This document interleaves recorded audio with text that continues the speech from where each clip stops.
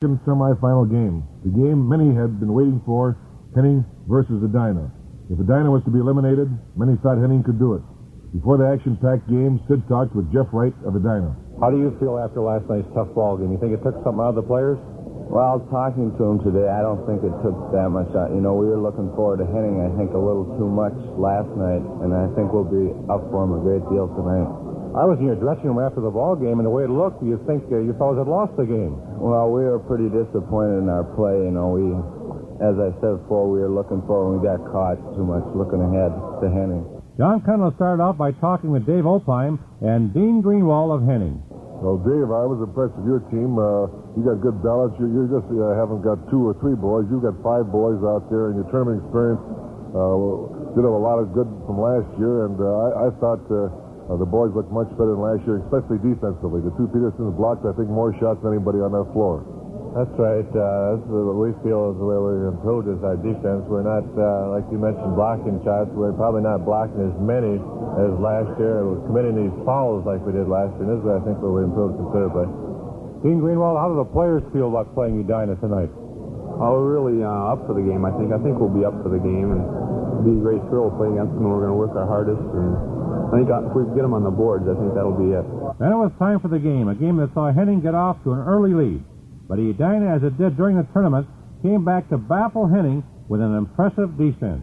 As the game went on, it was apparent that this was shaping up to be one of the finest games in the tournament.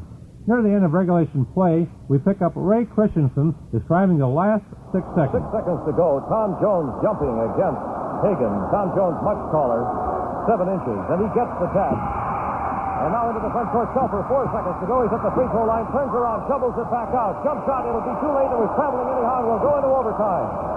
The game did go into overtime, but not 1, not 2, but 3 overtimes of heart-throbbing basketball.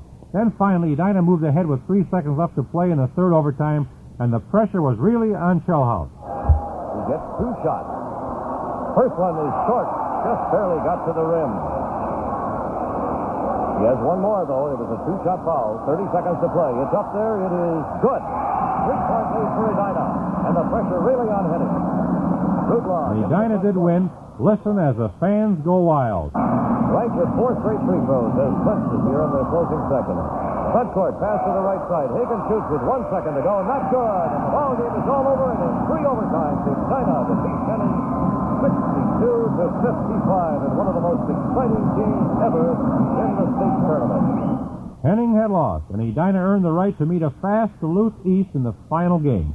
And we'll hear about that after this word from our man for Amchem, Maynard Speed. We'll get back to the highlights in a moment, but first of all, I'd like to talk about Amaben. Now, all of us who farm the land know that today the science of controlling weeds has become a highly refined business proposition. In soybeans or corn, the less weed, the greater the yield potential. It's as simple as that.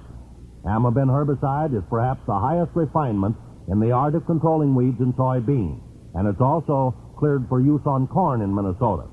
Applied once at planting time, this truly amazing weed killer keeps both the broadleaf weeds and grasses out of the crop until harvest time.